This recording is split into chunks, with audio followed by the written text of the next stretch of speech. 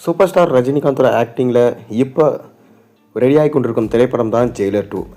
இந்த ஜெயிலர் 2 திரைப்படத்தில் super star ரஜினிகாந்தோட சேர்ந்து ஒட்டுமொத்த திரை உலகமே இந்த படத்தில் இருக்காங்கன்னு சொல்லலாம். ஏன்னா நெல்சன் மலையாளத்திலிருந்து முக்கியமான நடிகர்கள் எல்லாரையும் இந்த படத்தில் இறக்கியிருக்காரு.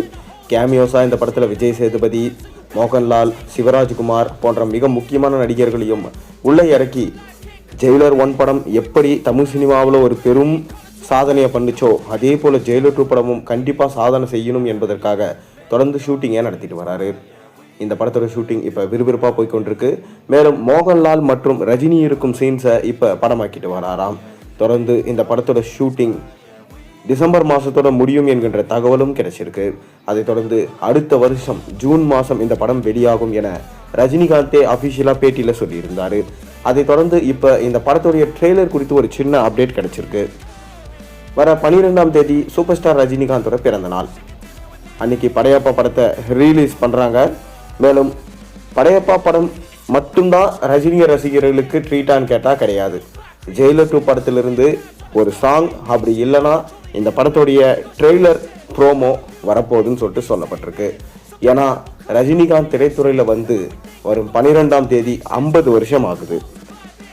50 வருஷமாக நிற்காமல் ஓடுற குதிரை ஜெயிச்ச குதிரை எப்பவுமே ஜெயிச்சிட்டே தான் இருக்கும் என்பதற்கேற்ப சூப்பர் ஸ்டார் ரஜினிகாந்தும் அடுத்தடுத்து படங்களில் பிஸியாக நடிச்சு கொண்டு இருக்காரு.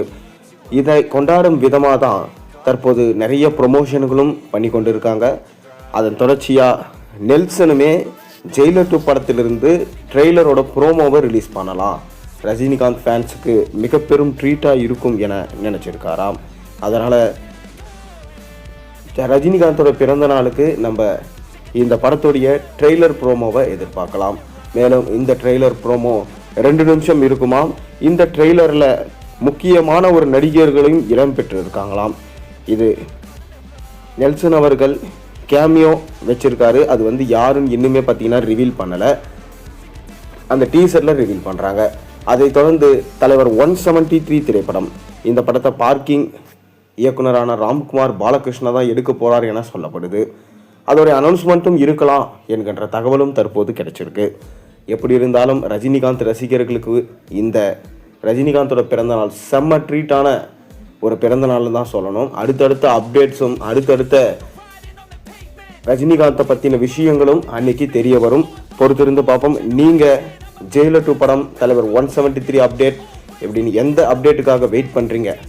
மேலும் ரஜினிகாந்தோட 50வது வருஷ இந்த ஆண்டில் நம்ம அவருக்காக ஒரு வாழ்த்துக்கள் சொல்லுவோம்.